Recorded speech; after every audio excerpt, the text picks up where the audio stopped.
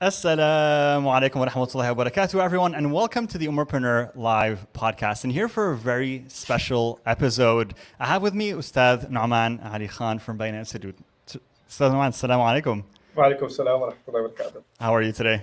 I'm good. Alhamdulillah, alhamdulillah. We're super excited to have this episode, and I know a lot of people are really looking forward to this because what we're going to do today is many know you as this Qur'an teacher, this Islamic speaker, but not many know you as this entrepreneur and really know your story building Bayyinah Institute, which is now one of the leading Islamic institutions. And what was that journey like? What were the challenges, the lessons you learned along the way? So I think it's going to be a really interesting discussion to go through that experience with you, kind of get that backstory and understand more about you as a person. What were really the experiences that you went through to be able to build this beautiful vision and really help so many people fall in love with the Qur'an, inshallah. So that's what we're going to talk about today. Are you excited? Yeah, I am. Let's do it. Bismillah. So I want to really rewind and start right at the beginning and rewind back to when you were a young kid in New York City and going to high school. And I want to know back then, did you always see yourself as this person that would go on to dedicate their life to the Qur'an and sharing it with the world? Was that something that was on your mind back then? No, not at all. So what were you like back then? Walk me through how you were like as a high school teenager. A terrified teenager. Probably fear would be my primary motive. The fear of being an outcast, the fear of being humiliated for not speaking English well, the fear of being labeled. When my parents moved to the U.S. and I went to high school, I didn't speak English, so I was in ESL, English as a second language class. Mm-hmm. And I did not communicate comfortably in a classroom. And this is public school in New York City, which doesn't look that much different from a train station. So like, if you're going to say something, you're not just going to get reprimanded or corrected by the teacher. You'll get humiliated by your classmates, right? So it was a culture shock, first of all, to be in that environment. Where did you move from, if you So my family's kind of nomadic. My father served in the Pakistan Ministry of Foreign Affairs. Mm-hmm. So his career has early on been about travel. So his first post was to Germany in the early mid-70s. And that's where my late sister and I, rahimahullah, and I were born in Germany, in Berlin. So our first language was actually was German. I've lost it now, but I went to kindergarten in German, the German language. And then he got transferred back to Pakistan. We were there for about 9 months or so. I picked up Urdu. And then he got transferred again to Saudi. So we were in Riyadh. And, up until 8th grade, from 2nd grade to 8th grade or so, I was in Riyadh. But we were also, Riyadh then in the 80s was a very segregated society. I don't know how things are now, but we couldn't go to Arabic schools. And we were in our own kind of isolated neighborhoods. I didn't learn any Arabic while I was there. Okay. I learned to read Qur'an and stuff, but nothing else. Okay. I remember going to khutbah every Friday, not understanding anything, right? And so we were there. I was in the Pakistani school system there, and then Dad got transferred again after the Gulf War. And so in '92, we moved back to Pakistan, which was again another culture shock because it's very different from Saudi. Wow. And we were there for about a year, and then his papers came to serve in the Pakistan mission to the United Nations here in New York City. So then we moved in end of '92, '93. We moved to New York City, and went straight into high school. So I went from a very all boys only kind of school, uniform, stand up when the teacher asks you a question kind of environment into New York City high school. What did that feel like to go into such a melting pot of a city? And, I'm sure there was a culture shock as well, where you join, the city where there's so many different cultures. It's so diverse. Everyone has different belief systems, different opinions, and you were just thrown into it as a kid. Do you feel like that helped shape who you are today, build that confidence to kind of find yourself and be who you are today? The first thing that it did for me in high school is actually terrify me because it was a really mean environment. Like kids are mean. Humiliating somebody else, and acting tough, and what are you looking at is the culture, right. And you don't know how to respond to that scene. So the first impulse I had was to be safe. Right. And how do you become safe? You kind of try to become invisible. You try to blend in, and you try to not raise your voice, and you try to quietly just kind of be the guy that in the corner of the room kind of thing. Yeah. But slowly I made friends when I was in high school. It so happened that in Pakistan, the mathematics was very advanced. So when I came into 9th grade, 10th grade in high school, I was already senior level mathematics. So my teacher actually, even though I'm in English as a second language, they made me a tutor for mathematics. And that was my first teaching experience, Wow. right? And through tutoring, I made friends with, for the first time, American kids, because I'm helping them out for their exam, helping them with their homework, stuff like that, right? Yeah. And that sort of loosened me up and built a little bit of confidence in me. Still very reserved, very quiet. I was the scrawny kid that could easily get beat up. Almost got mugged a couple of times. So, It definitely I mean, I can only imagine the shock of changing an environment so quickly, and it's such a drastic difference between both. Yeah. But I definitely think, hearing the story, that probably part of those experiences that you went through that helped build who you are today in terms of building up that confidence. So and 2 steps before I get to where I am. Yeah. So the second step is, okay, fine, I'm blending in, I'm invisible. But the second step is, no, I want to fit in. Mm-hmm. And in order to fit in, I had to walk like these guys and talk like these guys. And Allah just gave me something about picking up languages. So I picked up language very quickly. So I picked up English really, really quickly. And of course, the driving motivation was I want to be able to sound like everybody else. I don't want to have an accent. Yeah. And so within a few months, I'm speaking like the guys, and I'm hanging out with them, and I'm cussing like a sailor. Like, I adapted everything, lock, stock, and barrel. The way they dress, the way they walk, they talk, all of it. And then I don't come from a wealthy family, so all of us worked. Mm-hmm. So I had to find a job, and I happened to find a job in a very gangster Spanish neighborhood where there was bachata, merengue, and hip hop playing, blasting all day on the street. And I'm working at a clothing store that sells like oversized Tommy Hilfiger jeans and Karl Kani boots and all that kind of stuff. And everybody's either speaking Spanish or cursing you out. Those are the two things that are happening. So after school, I'm in that environment, right? And I became a chameleon. I learned to fit in whatever environment I'm in. And when I'm home, I'm the same kid from my family's always known. And when I'm at school, I'm completely someone else.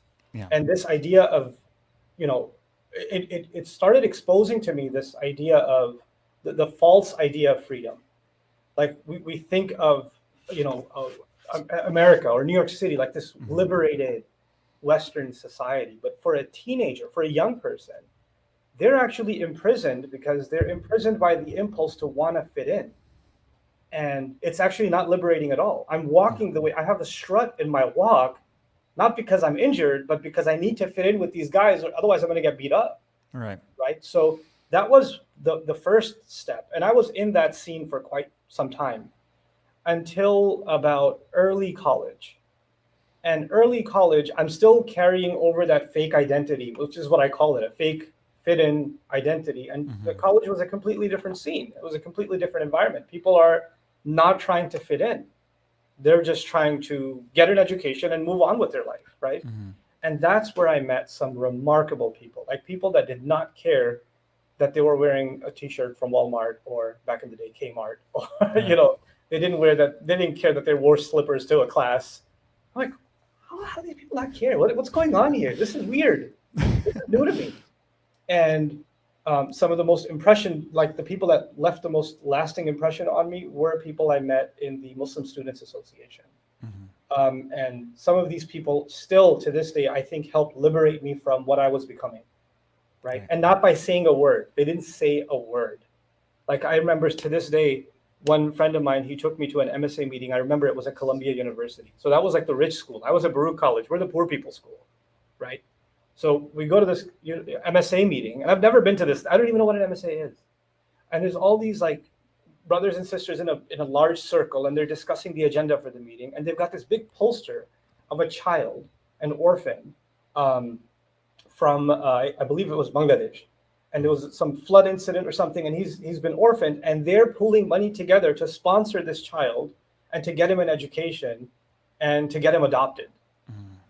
And they're discussing this. Like, these guys are maybe a year older than I am, I'm a freshman, they're sophomores, and this is what they're discussing. And I'm sitting there going, wow, their life is so meaningful. I've never heard people my age talk about anything other than what movie do you want to go see? or like, you want to go grab a pizza, or let's go play ball, or this was it. How are these people operating on a different scale? They're on a different frequency than everybody else, because I've never seen young people like that. And it shook me to my core. Like it compelled me so much to want to be part of that, to be part of something more meaningful than just looking in the mirror, you know? And that was, I think, a very transformative part of my experience. I didn't know what to do with that yet, but definitely it was a transformative experience, which is why, on a side note, I will say that no matter what, student activism on campus is one of the most important things, services to Islam in any country where Muslims are a minority. Like, I believe it is a greater service than even the masajid and the learning institutions, all of it. It is what we can do for young people on campus, because they're exposed to the marketplace of ideas. They're exposed to whatever they're looking for inspiration for what the rest of their life is going to look like. And man, I was really fortunate, and alhamdulillah, I found inspiration in these people, and they don't even know that they inspired me. Well, they probably don't even know. They didn't know my name when I was in that meeting, and I wish I could meet these people that were in that meeting and come and thank them now. Was it like an overnight change when you went and experienced this dramatically different way of living from where you were in high school to now where you are in college, this different environment? Was it an instant change where you're like, okay, I've been trying to fit in this whole time, this is not who I was, deep down I love Islam, I love the Qur'an, and this is really where my heart is at? Or was it a gradual progression? So the religious transformation is its own story. And I've talked about that in other places. I don't want to bore you with those details. I've talked about them quite a few times. But it was happening simultaneously. Right. And I was becoming more aware, consciously Muslim, if you want to call it that, right? And me adapting to what everybody else was doing in high school, part of that was compromising your Islam. Part of that was, in fact, hiding your Islam. In fact, it was, if I'm being blunt, being ashamed of your Islam because it doesn't fit, right? And going from that to Islam being something you're proud of, and Islam is something that's empowering instead of a source of weakness, it's a source of strength, is a huge transformation. And that transformation, it came in a few steps, and probably the most important of those steps was a dream that I saw, that I've talked about before. And it was the craziest thing, because I had snuck out of my house, hung out with my friends, partied until 2 or 3 in the morning, snuck back into the house. Mom and dad didn't find out. They would have flipped. They thought I'm sleeping in the basement where my room was. And all of a sudden I get the urge to pray. And I start, and I prayed a little bit, and then I passed out. And when I passed out, I actually saw a dream of adab al-qabr, actually, of the punishment of the grave. And I'm being punished, and I'm being told it's because I don't pray. Wow. And it was just like an overnight switch. Like I don't even know, I don't even remember how to pray anymore, but I gotta pray, you know? And it's from then on, it's the successive weeks that I made friends with people that Allah just put in my path that kind of made all of that easy for me. You know, I used to be, straight up with you, in high school, early college even, I was afraid of people with beards. Like, those guys are extreme, man. Keep me away. Right. And that's actually a very common sentiment among Muslim youth, and in Muslim culture for decades now, right? Well, So, until like a beard became in with the hipsters, then exactly. now it's a little bit. Yeah. Hipster Islam. Exactly. SubhanAllah. So you were in that environment, and you know, you're going through this transformation. Can you point to a specific event, something that happened, or a specific moment where you realized within yourself that you wanted to build Bayyinah Institute? I don't even know if it was even called Bayyinah Institute, right? If it was even called that. I'm sure it was just a vague idea at a certain point in time. But was there a moment where you felt like, you know what, this is something that I need to do, and I need to build this and share it with the world? Okay, so the share with the world thing, that's way later. It's one horizon at a time. So my first horizon was, my God, the Qur'an is amazing. I didn't know. I need to like tell everybody I know about this, because this is incredible stuff. I thought I understood what it said. And when the first time I got exposed to the power of the Qur'an by studying and getting exposed to the Arabic language and then engaging with the Qur'an in the way that I was exposed, I said, I just got to do something about this. So I started learning and then sharing. So I became the MSA the MSA brother that goes and gives a dars of the Qur'an. It was like maybe 20 different MSAs. I was going from MSA to MSA, masjid to masjid, hopping around giving khutbahs, word of mouth. This is not this is this is the ancient times, right? This is before the online stuff. So I'm just the guy that just constantly is talking about the Quran, constantly, because I just fell in love with this book. And then I fell in love with Arabic, and I told my friends in college, yo, you got to learn Arabic. How are we going to learn Arabic? I was like, I'll teach you. So I set up a board, like a dry erase board in the MSA room, and the two guys sitting with me, two brothers and a sister. And I'll just keep teaching them like Arabic and stuff. And they got bored and they left. And, you know, there was only one sister left. I was like, I'm sorry, I can't teach you anymore. And so that was the start of, I just had this bug in me that I want to teach. I want to share this stuff. And I don't care if I wasn't thinking of like global organization and, you know, something that influences millions of people. That wasn't even on my mind. What was the first thing on my mind was, I just really think that I'm not going to remember this stuff if I don't teach it. I'm going to lose my own motivation and my own fuel if I'm not constantly giving it to somebody else. So I started looking for opportunities to teach this stuff. As that happened, of course, I did mention that because this is the entrepreneurial discussion, my family couldn't afford my college tuition. So I paid my way through school. And if I didn't have enough money, I took less courses. That's how it was. And then my dad got transferred back, so I was living on my own. So I had rent, food, commute, you know, the Metro card, and, you know, college expenses. That's all my own expense. I can't rely on anybody else. In fact, I'm even trying to go, you know, send money back home. So my job was full-time. My college was semi-full-time. Most of the time it was full-time. Commute took lots and lots of hours. I was basically financing myself. And then on top of that, I have this bug to learn and to teach. So it wasn't like this, I have this like extra time where I can go and do this. I have to muscle out time to learn this stuff and to try and teach this stuff. But because I was already working full-time since freshman year of college, it helped my career advancement quite a bit.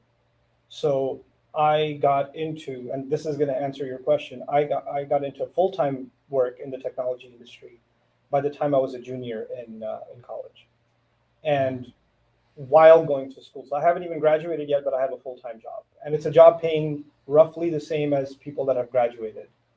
And my bosses loved my work, and I kept moving up, and then I got another position, and I became a design director at a company. Because my two areas of interest, or at least skill sets, one was on the technology side, one was on the design side. I'm a creative. Yeah. So I did a lot of like website design back in the day, and animation and that kind of stuff. So I'm in these fields, I'm doing well for myself, and things are moving forward, but I'm grossly dissatisfied. And the reason I was dissatisfied was, in the technology industry, you're at work when you're at work. Yeah. And you're also at work when you're home, because you have to keep up with emerging tech. And if you don't keep up, you're a dinosaur in 6 months. You're obsolete. Yeah. Right. And I felt like this is not the kind of life I want to live. Like, I enjoy doing this stuff, but this is not what that old bug from the MSA, doing something purposeful, that was still bothering me. Like, is this what I want to do with my life? Am I wired for this? And I've been working, I've had bosses. It's not like I'm unable to do work. You know, a lot of times people don't want to go the entrepreneurial route because they don't have the discipline to keep a job. Right. Right. So I'll be my own boss. Yeah. You know. So, but they realize that it takes more discipline to be an entrepreneur, though. Exactly. So it is because I have been in the grind of working everything from a shoe store to a newspaper to like, a computer sales office to a surgical office. I have all kinds of jobs, and I've been in trouble at work too. I got fired from jobs before for messing up. It is because of that experience. I already had like the grit to put work in. You understood the value of hard work. Yeah, and New York is the kind of place you basically live hand to mouth. Hard work is part of the DNA of the city. It's not like any other place I've ever seen as far as survival. It's a really tough place to survive, you know? Yeah. So with that mindset, I started thinking to myself, should I be just teaching Arabic full-time? Who's even going to want to learn Arabic full-time? And I talked to some of my college buddies, some of my MSA guys, and I'm like, hey, I want to do this like full-time. What do you think? Like, you're stupid. who's going to come to an Arabic class? And what are you talking about?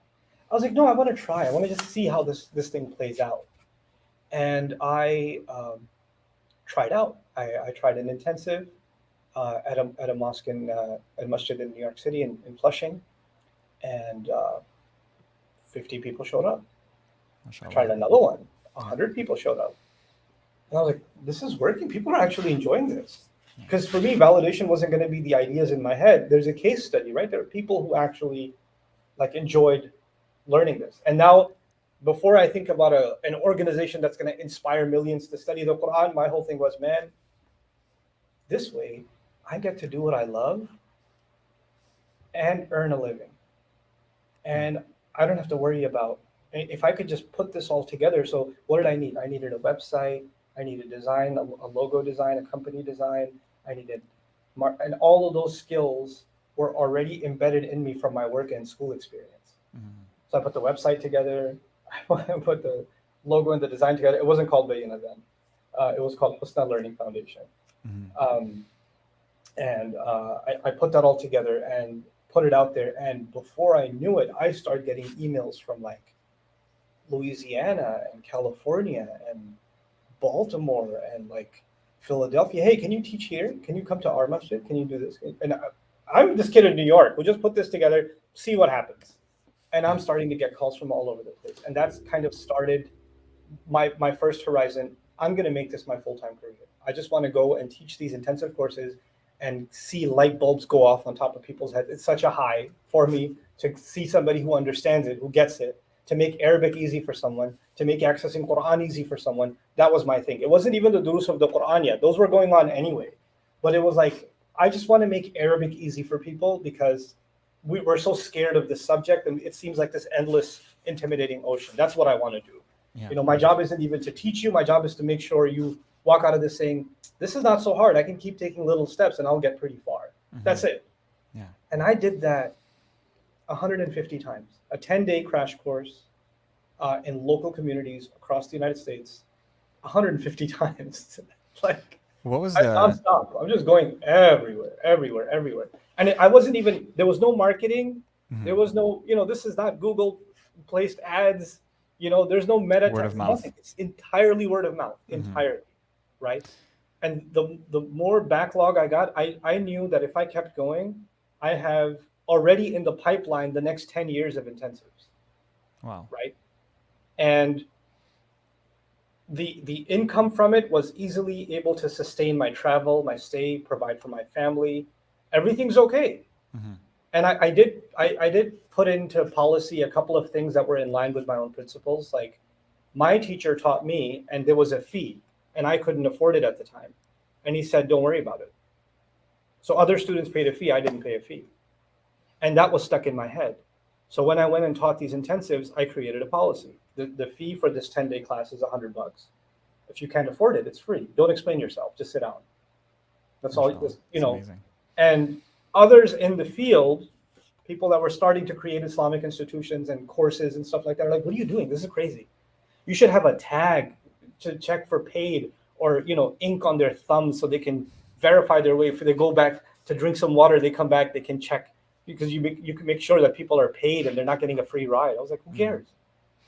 If they're coming to learn the Qur'an, the least I should expect from them is integrity, right? And if they can afford it, Allah knows. And if they can't afford it, Allah knows. And if they're lying to me to learn the Qur'an, that's too counterintuitive. Yeah. It doesn't work. And what's remarkable about that story is that 98% of the tuitions were always paid. Mashallah. By the end of any class, without me asking, without me just saying, if you can afford it, you can. If you can't, it's okay. And we would have 98% collections in any course that I taught. And that was the kind of the second major horizon. And then I realized, man, I don't know, this stuff is cool, but I got to do something more.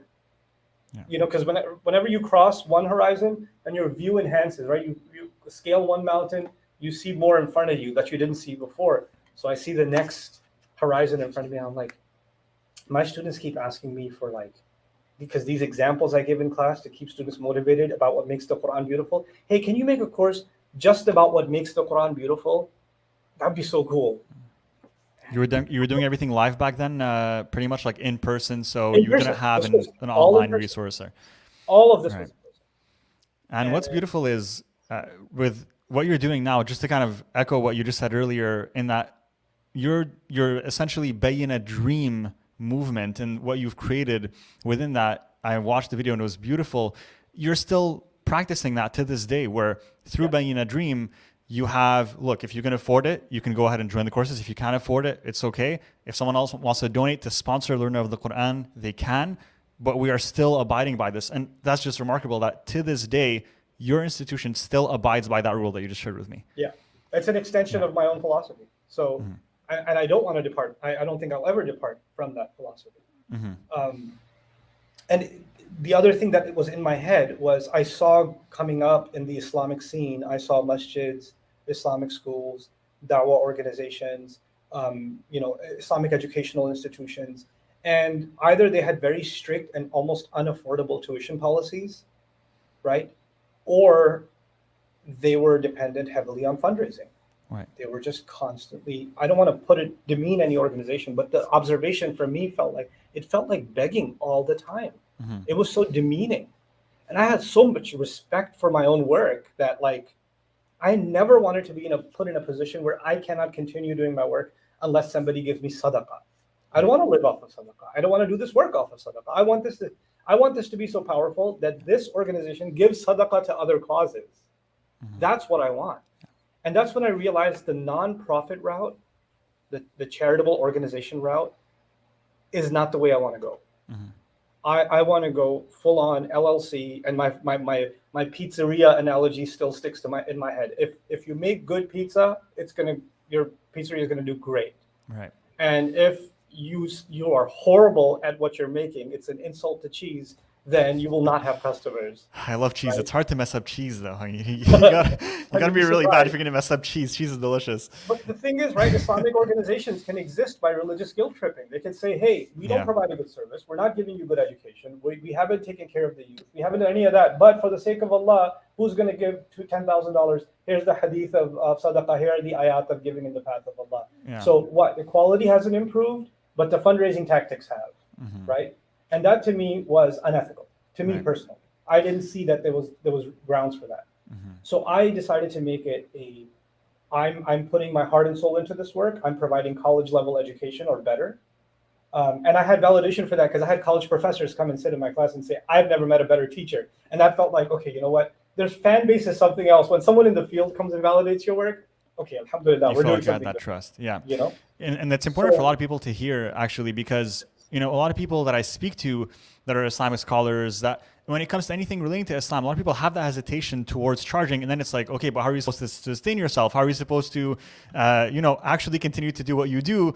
I know so many brothers that, literally spend hours upon hours every single day studying Islam, studying the Qur'an, studying fiqh.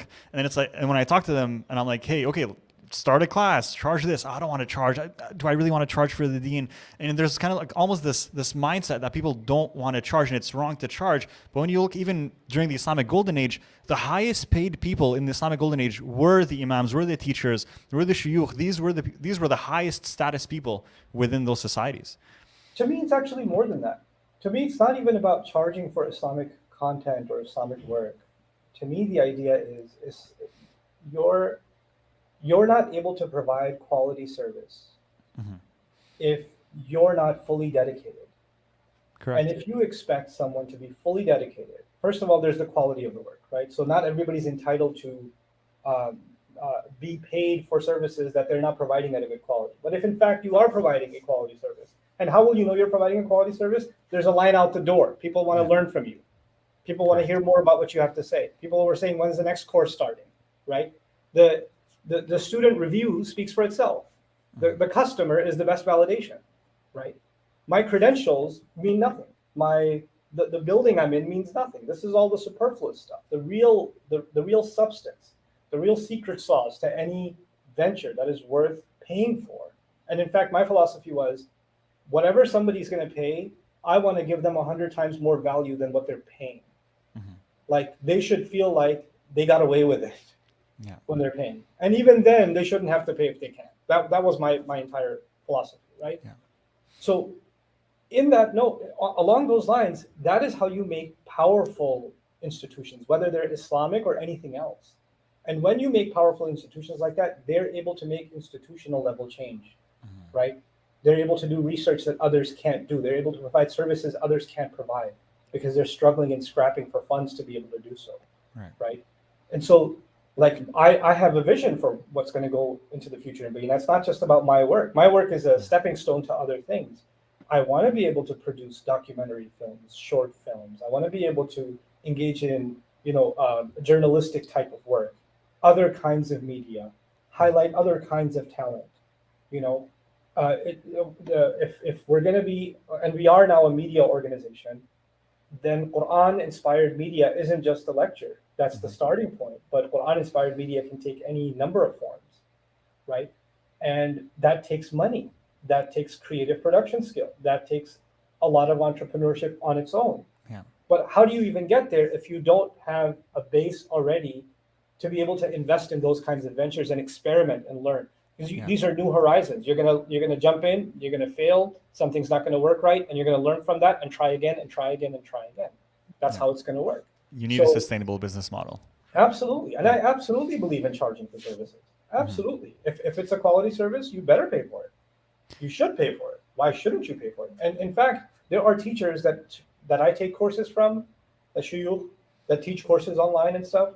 And sometimes I'll take a course with one of them, and they're charging. And it makes me so happy that I got to actually pay the tuition for a course that somebody's teaching, that I'm learning from, because I don't think twice about paying good money to learn video editing or to pay good money to to learn programming or app development or whatever else. Yeah. This is so much more valuable. This is so much more transformative. Yeah. And if I start thinking that people that are charging money are just after the money, no, money, like anything else, is a means to an end. And when people have a higher purpose, then you're just handing them a brick that they're going to use to build something more, right? Correct. So you actually become part of a continuous sadaqah jariyah yourself. You signed up for somebody's course to learn, but this person then used those funds to get better equipment, to do more courses, to teach, to hire another teacher, to teach other stuff. So you're creating this ripple effect by supporting quality work. 100%. I want to ask you, what was it like when you went to your parents and your family and you told them, I'm not going to pursue an academic career, I'm going to dedicate my life to the Qur'an, and this is what I'm going to do full time? Were they fully supportive and 100% behind you, or were there some hesitations there that you had to kind of go through with them? I come from a Pakistani family. So is that the answer within the answer? They're extremely supportive, and I love the fact that I have their du'as with me all the time. But man, were they shell-shocked. I'm the only son. I have 3 sisters. One of them passed, Allah, my elder sister, Saima. Allah grant her forgiveness. But they were absolutely shocked. This is why we left you in America? What are you doing with your life? You're going to teach Alif Ba for a living? Are we going to show our face to society? It was, and I don't blame them. This is how the culture has conditioned our families. And you know what? In many cases, they're right. When somebody says, this is what I want to do, and they have no plan, they have no path, they have they haven't tested the product, they don't know if this is going to work. They just say, this is just what I want to do. I want to serve al-Islam. That's being idealistic and rather stupid. If you don't have a real plan of how you're going to make ends meet, how you're going to take care of your family, how are you going to provide for yourself? No, Allah will provide. No. This is not that. I don't believe in that model. If you haven't come up with a real financial plan and you haven't tested it and you know for a fact it doesn't work, then keep working full time. I don't care if you're a mechanic. I don't care if you work at a donut shop. Keep working and doing this on the side until you've built enough power and enough, sustainability to transition away. I didn't quit my job and do this. Absolutely not. I had my job full time, and I was doing this on the side until I realized this can stand on its own, And this is a reality check that I want to give young Islamic workers. I don't want you to just jump into Islamic work because when the money runs dry for you and you're not able to pay the bills and you have to go and ask for sadaqah or loans from your friends, the inspiration you have to do Islamic work will also dry up. Now you're doing Islamic work to pay a bill.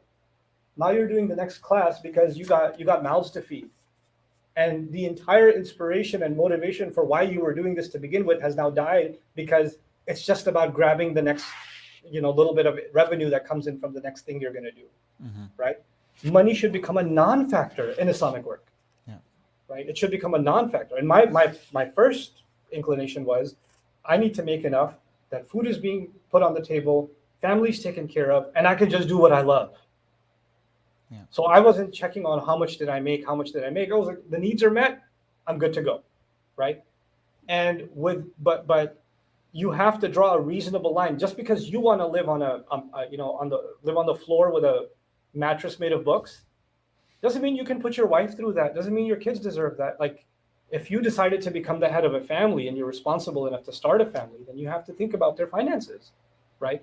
So this balanced, what I think is a balanced approach, it's sustainable in the long run. Otherwise, you're going to be miserable in a couple of years. And that whole idealistic thing you had, now you're just driving an Uber. Now you're nowhere. But I don't want that for anybody. If you have a powerful idea, if you have a great service that you think you can provide, work, have a job, save up, experiment on the weekends, experiment in the evenings, stay up late at night, put in that extra work, and then see if this thing will actually work. Try it out, and then take the next step. It is because I traveled in my free time and I got validation from so many, including professionals, that this is something that can work. That made me say, you know what, it's time to take a leap. I wouldn't even call it a leap of blind faith. It was a leap of well-calculated faith. Right. You saw that it was growing to a point where it could sustain you to that point. And it's interesting that you say that, because a lot of people do reach out to me, a lot of Muslims wanting to start a business, and they say, oh, well, brother, I don't have a job right now. I don't have any income, can't invest in anything, but I really want to start a business. And I usually reply, I tell them, unfortunately, I don't recommend you start a business then. You should probably get some sort of stable source of income, and then you use your free time to start a business, because you'd be operating from a place of fear instead of a place of inspiration, of wanting to serve, wanting to make an impact. And that difference will show in the way that you go about doing your business and doing everything in terms of transacting with clients, the products, the services that you offer. It's just going to show. There's no way to hide it. Yep. And plus, I'm in the business of seeking inspiration and then offering that inspiration. That's what I wanted to do for my life. I wanted to seek inspiration from Allah's word and be able to share that with others. Right. If there are anxieties about livelihood associated with that, then let me tell you, there's an axiom in Arabic, مَا يَخْرُجُ مِنَ الْقَلْبِ يَصِلُ إِلَى الْقَلْبِ. What comes out of the heart goes into the heart. You can see through it. Like, if there is a genuineness, you'll see it. And if there isn't, you'll see it. It comes across. No matter how much you try to hide it, it comes across. And sincerity, I don't want to put it in business terms, but sincerity sells. Right. And you can't fake it. You can't fake sincerity. Our religion is predicated on ikhlas, but actually the world of business is also predicated on ikhlas. You can tell when somebody loves their work. When you hire a construction company, when you hire an architect, when you hire, recently I hired an architect for a project that I'm working on, and the guy doesn't need the job. Another architect asked for work, and he needs the job. He's like, I really need this. And that was the first red flag. I don't want to work with this person. Right. And the other one's like, look, I've already built this, and this is a side hobby that I have. I love doing this stuff. It's not even in my direct line of work, but this is what I love to do. And I look at his work and I'm like, yep, I want to work with you. Like, there's a labor of love, right? Correct. It's not a labor of finances or labor of necessity. Was there a defining moment in your journey where you started to realize, like, that realization came in that, okay, this dream that I had, this vision that I had for building an Islamic institute, which is now Bayyinah, it's actually happening, and it's not just a dream anymore, and this organization is growing, and we're getting a lot of people that want to work with us, that want to be part of our courses. Was there a defining moment where you kind of realized this is not a startup anymore? This is really taking off, and it's becoming an institution? I did podcasts many years ago. And I get an email from, I believe it was at the time, the Minister of Finance of Indonesia. Wow. Who said his entire family is waiting for the next episode. Where are they? Amazing. So this was my podcast in Jazama. And I'm like, Minister of Finance. What? I was in Maryland at the time, between New York and Maryland. What? How did this reach over there? What's going on? Right. And then I start looking at our download rate in our podcast. There were terabytes being downloaded, terabytes. And I'm in absolute shock. Like, I didn't realize it was global, actually. I went to the UK for the first time. And I was accustomed to audiences in the United States. This is maybe early 2011, 2012 type time. And I was accustomed to, a couple of hundred people audiences in the US. And I go for the first time, and there's over 1,000 people crammed inside of a small masjid because I'm speaking there. And I'm like, what is going on here? This is crazy. And the kinds of questions that are coming, there are people that are studying Qur'an, they're studying at Azhar, they've graduated from Darul Uloom, and they're coming in saying, we've been learning your durus. I use it in my khutbahs. I don't give you credit. Is that okay? I'm like, yeah, it's okay. But what is happening? And then other scholars start approaching me and say, hey, I've listened to your lectures. You're missing this research. I've been doing research on this. Can you take a look at it? I think you'd really benefit from it. I'm not looking for this remarkable talent and work. They're seeking me out now. I become a magnet for them. And that was a big aha moment for me. Like, this thing now I cannot think about, oh, what am I going to do for the next 10 years? Or what am I going to do? What next project am I going to take on? That's not how I think anymore. I'm thinking, how is Bayyinah going to impact globally? Yeah. What steps are we taking towards global impact this year? And what next steps are taken next year? And what next steps are taken next year? And so what used to be personal horizons then kind of mentally transformed into institutional horizons. And that's what I now see the work as. I see it as, how do we create this to scale? How do we build something that leaves a mark on in the world and carries this work forward? I'll say one more thing that I think you don't expect from an entrepreneur. Entrepreneurs want to push their brand, right? They want to push their brand. They want the world to know what this brand is. I want to push a cause. I don't want to push a brand. In fact, to this day, Bayyinah is a lot less known than Nouman Ali Khan.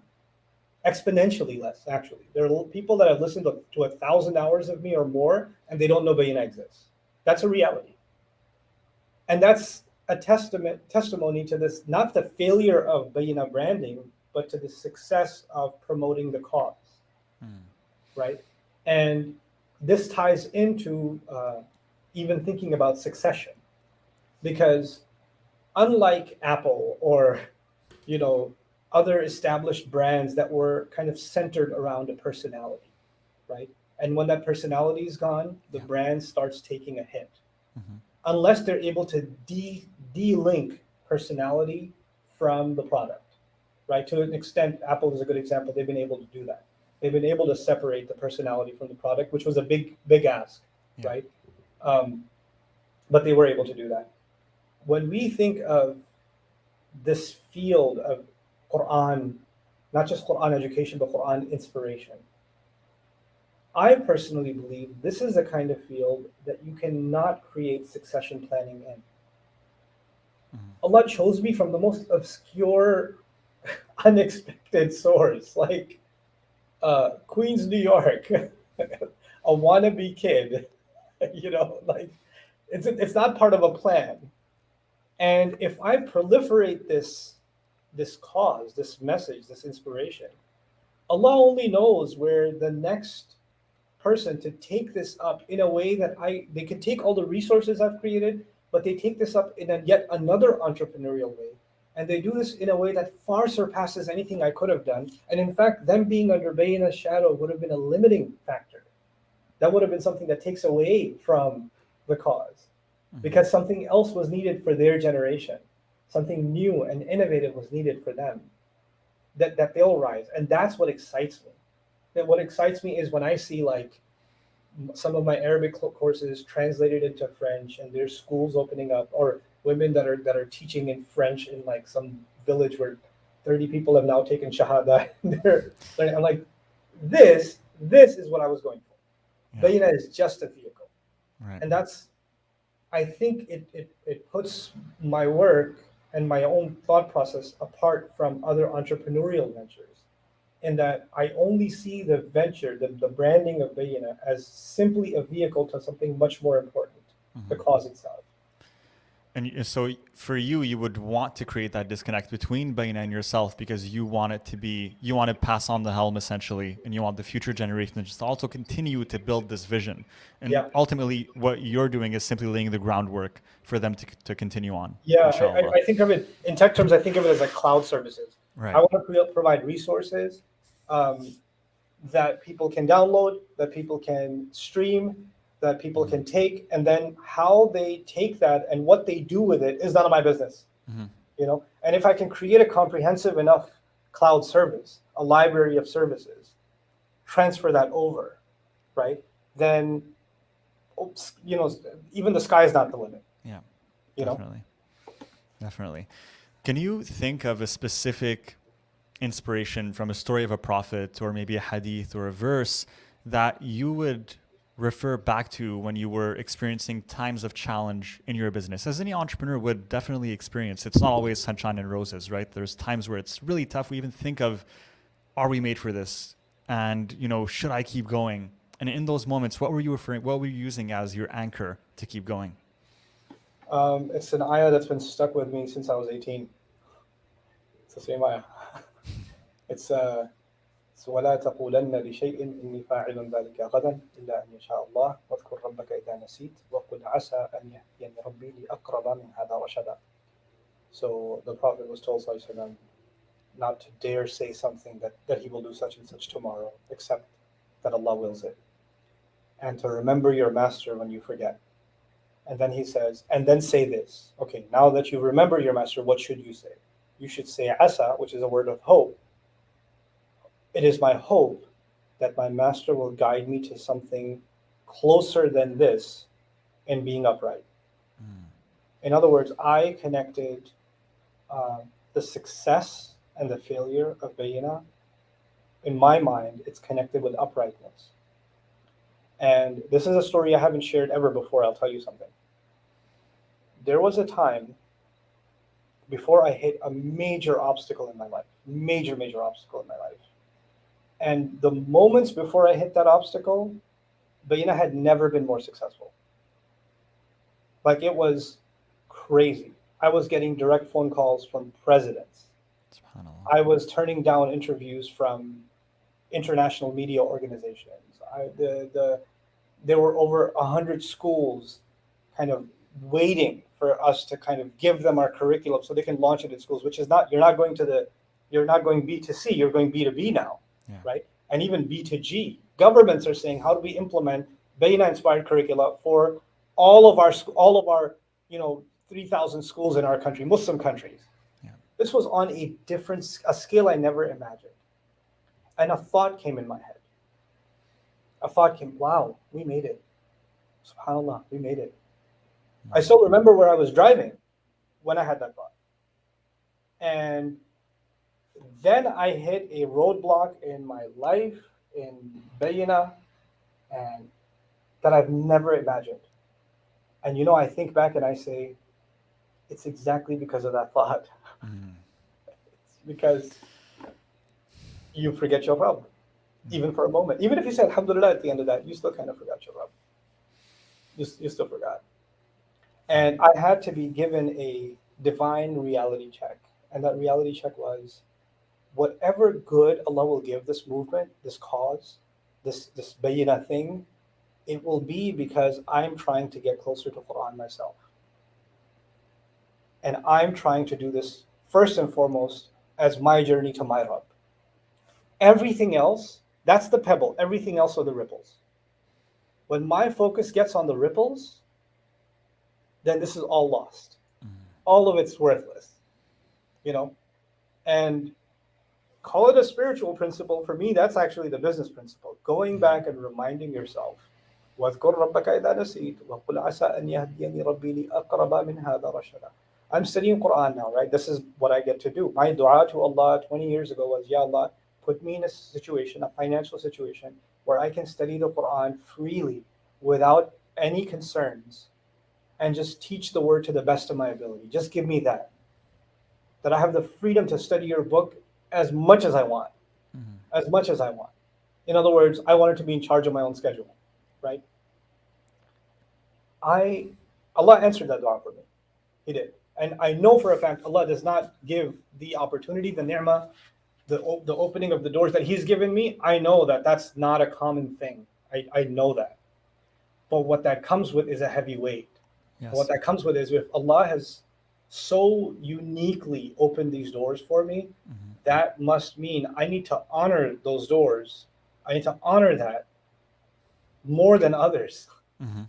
Right? And if I've disappointed Him, I need to hold myself to account and really step up. You know? Because tu'izzu man tasha wa tudhillu man tasha. You can give it to whoever. He can honor, empower whoever, and humiliate and weaken whoever. That's up to Him. But if He allows to keep a blessing with you, then you better step up and honor it.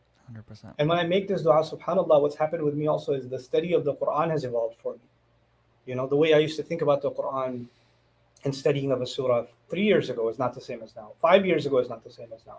And it's continually getting more and more, I feel more and more nuanced. It's not there, but I see it differently than I used to, right? And that's part of the blessing that Allah has given me. Alhamdulillah. Alhamdulillah Rabbil Alameen. If you could, give one piece of advice for all our bright-eyed, super inspired young Muslims right now who are listening to this, who are thinking of being entrepreneurs, or maybe they're not even thinking about being entrepreneurs, but they're about to start their professional careers and embark on this journey of life, right? If there's one thing that you can tell them that they could hold on to as they go through this tumultuous journey, all the ups, the downs, the failures, the disappointments, the challenges, what would you tell them? What's that one thing for you? First of all, have grit. Have real work ethic. Learn to respect your time, and dedicate yourself and have serious targets and serious goals. And second of all, on the entrepreneurial side, if and when you have an idea and you know in your heart of hearts that it works, you've done the homework, you've done the groundwork, you are intellectually, not emotionally, intellectually convinced that this is it, this is going to work, then you need to emotionally disconnect yourself from all those who doubt in you. The doubts will come from loved ones, the doubts will come from friends, the doubts will come from people who say you're wasting your time, you're crazy, all that stuff. If you've worked this out in your head clearly and you've tested your ideas, then the emotional criticisms need to get blocked out. Intellectual criticisms, logical criticisms, hey, this doesn't add up because this is not going to work or that's not going to work. Those you need to keep your mind and heart open to, because you will need that criticism to refine what you're doing, to rethink what you're doing, maybe even to walk away from what you're doing because it wasn't well thought out enough. But emotional criticism, you're such a loser. Oh, here's another venture. Oh my God, why are you wasting everybody's time? Why can't you do something why can't you be like everybody else? Look at this one, they got a nice job. Look at that one, they're already getting married. Look at that one, they're already buying a house. And look at you. That kind of emotional nonsense, you need to tune it out. You need to hear it with a smile and keep doing what you're doing. Yeah. And I'm telling you, it's not easy to listen to that stuff, but you will develop, you cannot be entrepreneurial if you don't develop a thick skin. If you don't develop, it's not going to happen.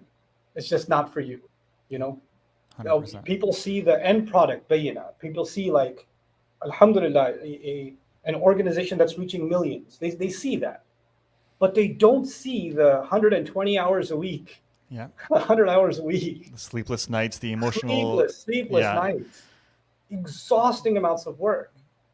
There was a time where I was the full-time teacher, the counselor, the tax accountant, the administrator, the security, the guy who's put all the furniture together, the installer, the technician. I was all of those things while taking care of a family, while taking care of my parents. I was 10 jobs in a day.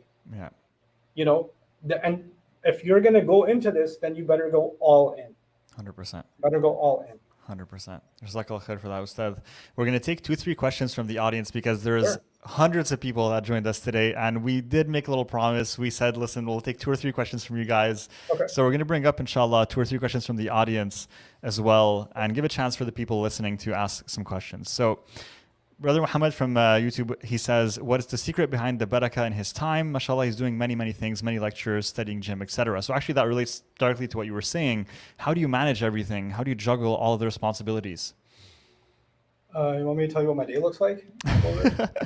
Tell me, I think even more importantly, how do you go through it? Like a lot of people, they finish work and they're like, I'm done, Netflix and chill, that's it. You know, how do you keep it going? Well, I have the chill time too.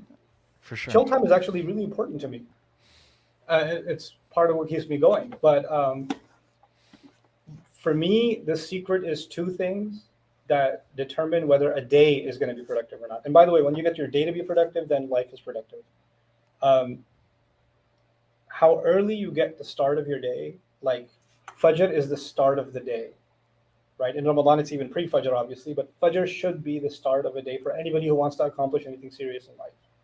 So by 10 a.m., I've already done quite a bit of work, spiritual work, and personal, taking care of my personal self, like exercise and stuff. Yeah. All of that's done by 10 a.m. You know, and sometimes I waver and fall off, and then I finish out the rest of my workout or something else later on in the afternoon. But ideally, I'm trying to get as much done early in the morning as possible. Yeah. You know, so that's the first thing that puts barakah in your time. Yeah. Also, when you exhaust yourself that way, then it's okay for you to, I mean, alhamdulillah, I can afford to do so because I'm not a 9 to 5. Yeah. I'll take a small nap in the afternoon. It's a reboot. It's a sunnah of the Prophet sallallahu alaihi wasallam. Yeah. And He used qayyudah the is a nap. part of many cultures too, right? So, so take an afternoon nap, and you have a re-energized rest of the day. The most exhausting part of my day is the evening. I have 2 classes back to back usually, the Arabic class and then Dars of the Qur'an. And then by that time, by like 8:30 p.m., I'm technically checked out. Right. It's 100%. done. For sure. I'm done now. There's sure. no more brain activity. So now I need to do something brainless and have dinner and just chill with my family, and that's it. Yeah. That's what's happening. So, and it's not continuous hours of work for me either. Brain work, like Qur'an study, for example, I don't fully concentrate more than 20 minutes. So what I do is I full concentrate 20 minutes, then play some video games, then fully concentrate at 20 minutes, then shoot some basketball, then just fully concentrate. That's how I do it. I break it up. Because you break to up me, the chunks. productivity is more about focus than about the number of hours spent. Right? So what's the most optimal way to do it? And I have other weird quirks, like I can't sit in a meeting, and I'm allergic to PDF documents. So when people say I've sent you a proposal, it's a PDF, I say, oh, well, just tell me about it. I definitely The way agree I on the meetings concentrate is I part. walk around in meetings. I don't sit in a meeting. I'm walking around while I'm in a meeting. It's tough with COVID as well. I mean, everything's on Zoom right now. Everything's online. It's like you have to sit through sometimes hour-long Zoom meetings. It can get pretty draining, to be honest, for sure. So there's a few more, inshallah, that I'm going to pull up actually, but the secret is definitely the morning routine as well. I love that. Question for Ustad: can you elaborate on some of the challenges in scaling up Bayyinah initially from a one-man show into a full team, and how you maintain control and quality in the organization? That's such a great question. I'm definitely curious to hear your answer for that as well. Yeah, so I went from a one-man team to a massive organization. I had 60 employees at one point. And then I scaled back down, and we're less than 10 now again. So we're actually a very lean operation again. Right. And now my idea of scale is based on project. And on a particular project, all I do is bring in consultants. In other words, bring in a sense, partners, for that project. I don't believe in, by the way, the long-term employees I have, they're like limbs on my body. Like they're really essential people, right? And I don't treat them like employees. They're like family, right? They're part of the Bayyinah family. They're the inner core team of Bayyinah. But outside of that, when I get expert help, like for example, this auditorium that you see behind you, we needed to configure the sound system in here, the video system in here. So we'll find one of the best, video production companies and sound companies. develop a relationship with them. And it's not a full-time, they're not a full-time expense. They come in when they're needed, right? As far as scaling is concerned, I'm all about leveraging and collaborating. Yeah. Right. Scaling with an existing school or leveraging an existing school or, leveraging the services of a publisher, because we publish too. Right. But I don't want to become a publishing house. That's a business by itself. It has its own headaches. Yeah. So find an existing publisher that you know is doing well, that believe in your work. And the way I can tell that is when I meet the leadership of a certain company, I get to know top tier leadership, get to know them personally, get to know their personalities. And if my personality with them jives, that means actually their business worldview and their business ethic is in sync with mine. You know what? I can not have this headache. I can pass off publishing to them, right? And so in any area that I want to scale, I look for, the key thing is looking for the right partner. And if you don't find the right partner, it's better for you not to scale. Because if you scale with the wrong partner, you're going to end up, that wing is not only going to fall apart, it'll tear part of you down with it. Right. And I've done that too. I've had wrong kinds of partners too, that, you're just idealistic. You just want to jump on. Somebody gives you a pitch. Oh, this is how we're going to scale. You jump onto that pitch. Then you realize these people have their own way of thinking. Right. I have a very unique way of, scaling Bayyinah, because I don't want, even as we grow, and my intention is to grow this 100 times bigger than it is now, in the next 10 years. And inshallah ta'ala. And even as I do that, I don't want to lose its soul, right? Because growth comes with becoming kind of corporate, if you know what I mean, right? And I've experienced that in Bayyinah at one point. We grow so much, and I started seeing wings of my own company and saying, that's not in line with how I think. And then some of my own team would say, no, you just be the speaker guy. Okay, let us do the business thing, right? So I handed some parts of my organization to people that had a very cutthroat business kind of mindset. And it was kind of a little bit of a red flag, but then I said, no, but I should focus on Qur'an studies. I should focus on what I'm good at. These people are good at the business side. And I didn't trust my gut. My gut was saying, no, the business approach I started with is the business approach I need to continue. I don't need to get somebody to reorient me and then redo the entire business philosophy of the thing. So again, it comes back to finding the right partner. You don't need a yes man, but at least in vision, this person agrees with your vision, and then they can create new avenues or new solutions within that vision. Right. So that's really the most important thing. 100%. And even with Ummahpreneur as well, I mean, we're a small team, and every single person within this team 110% believes in what we're trying to do here, nurturing Muslim entrepreneurship. And so because of that, we can bring that energy, we can bring that dedication. And I think once you find those people that they don't just want to work for you to be like, oh, this is potentially a good salary or an opportunity for me, but what this person is doing or what this institute stands for is something I 100% believe in, and I want to give my own effort and energy towards achieving this mission. And those are the best people. Yeah, 100%. We'll take one last one, inshallah, from the audience. Ustadh Nouman, what do you think about the importance of entrepreneurship, especially in our Muslim community? How necessary is it? A question from a dream student. Love that.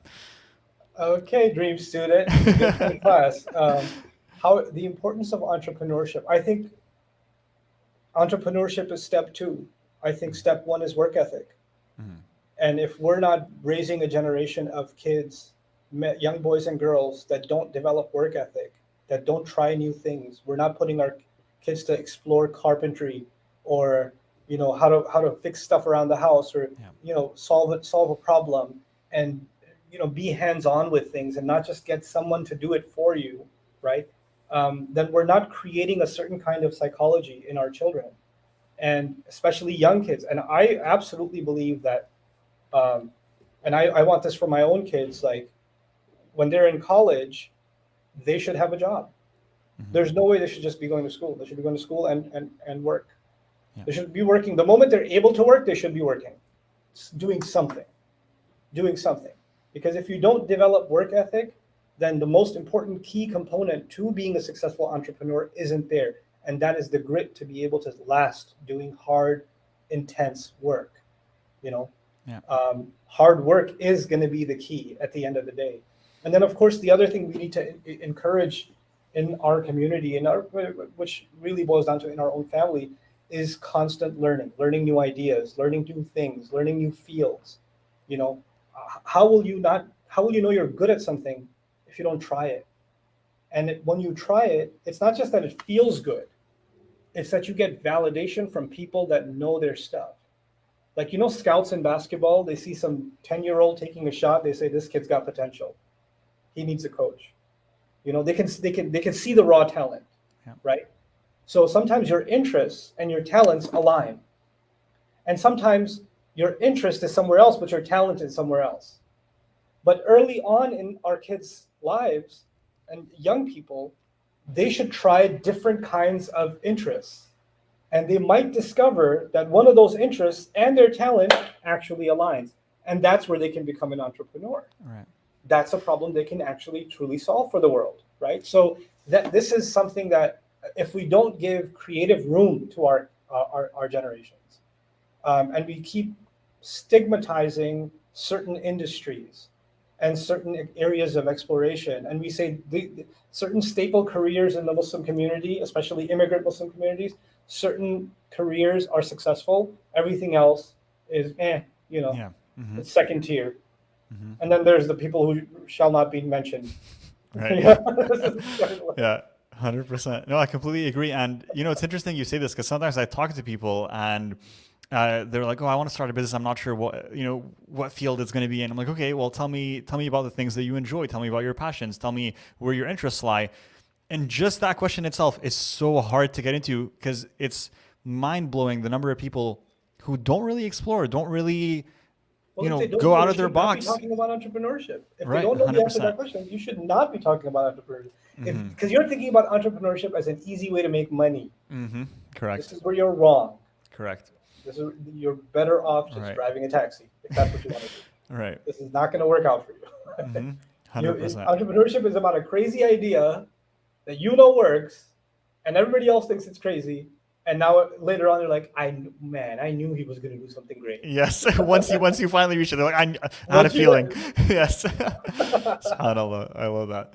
So, Jazakallah khair so much for joining us on this podcast, Ustadh Nouman. This was an absolute masterclass. I loved every part of it. And I want to ask you, is there something you want to share with the audience? Any parting words? Any place you want them to go? Any upcoming classes with Bayyinah that you want them to know about? Feel free. Any upcoming classes? Well, inshallah, not a class this Ramadan. Mm-hmm. I put a lot of thought into what am I going to do in Ramadan? What am I going to do in Ramadan? Right. So Yeah. I've been thinking a lot about how to structure this Ramadan's contribution. It's not going to be on Bayyinah TV. I'm just going to make it open source as I do every Ramadan. Mm-hmm. But something that kept coming up in different ways was this idea that we have departed we've separated our religious identity as Muslims Mm-hmm. from what we call the religion of Ibrahim alayhi salam. So one of the names of Islam it's the religion of Ibrahim alayhi salam. And that's important philosophically and also in terms of a Muslim mindset because he's the only prophet that our prophet was told to follow. Right in the Qur'an. فَاتَّبِعْ مِلَّةَ إِبْرَاهِيمَ حَنِيفًا. Our prophet is told to follow the legacy of Ibrahim alayhi salam. And that's his father, and Allah calls him our father Ibrahim. Now, the reason that's important is we think of the stories of the prophets as like chapter-wise, right? The story of Adam, the story of Noah, the story of Ibrahim, the story of Musa. These are the stories, and we can learn lessons from these stories. I would put Ibrahim alayhi salam's story in a separate category. I would put it as the defining story for a Muslim, like for Muslim identity. Yeah. What you get out of his identity is actually the Abrahamic mindset. Right, and that is actually the core of Islam itself. It's the core of Islam. And what I wanted to do this Ramadan is to highlight why that is the core of Islam. How does Allah talk about Ibrahim in the Qur'an alayhi salam? What is the relationship between Ibrahim alayhi salam and the actual mission of the Prophet sallallahu alaihi wasallam? And how they're intricately connected. And how when you don't connect these two, the kind of picture of Islam you have without the Ibrahimi mindset, and the kind of picture you have with the Ibrahimi mindset almost looks like two very different religious worldviews. Oh, subhanAllah. And I want myself and everybody to reconnect these two things and to put them in the forefront of our psyche, because Muslims have, we in the Muslim world we put certain lenses on when we look at ourselves in the mirror, right? So you're Muslim, but then you put a fiqh lens on and you say, I identify myself as a Hanafi, or I identify myself as a Shafi'i, or whatever. And then some others can put like a Aqidah lens on, and they can say I'm Athari or Maturidi or whatever else, right? Ash'ari or something else. And so we have these lenses, and we see our Islam through one of those lenses, unfortunately. But that is the conditioning that's the product of recent history. What I'd like to do is to offer a new lens, an Ibrahim lens, right? And so before I see myself as anything else, I see myself as the follower of the religion of Ibrahim alayhi salam. Millat Abina Ibrahim alayhi salam. Millat Abina Ibrahim. So that will be my goal this Ramadan, inshallah. I have 30 nights to try and do it, and to take contemplations from the ayat that talk about Ibrahim alayhi salam and build that worldview. I'm so excited to be able to witness that and follow it as well, inshallah. Where can people go to make sure that they are able to keep up with this and be part of it? Bayyinah's official Facebook page, my checkmarked Facebook page, not the fake ones. There's funny enough, I should say, I'm going to call these guys out. There's something called Nouman Ali Khan official on Instagram, and it's not me. Okay, yes, I was wondering. Apparently it's official. It's got 500,000 followers. And I comment every once in a while. I was like, if you're me, then who am I?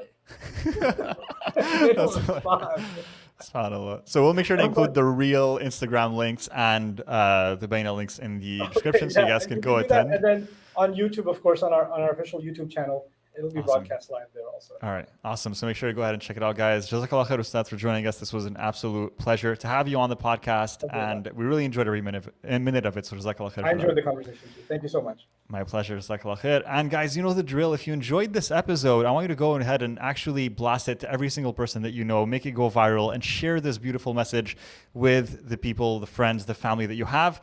And of course, go ahead and subscribe to our podcast. If you're listening after watching this live, you may be listening on Spotify, Apple Podcasts, iTunes, wherever, go and leave us a rating and make sure to subscribe as well. And we'll see you guys in the next episode. Jazakallah khair for tuning in. Assalamu alaikum wa rahmatullahi wa barakatuh.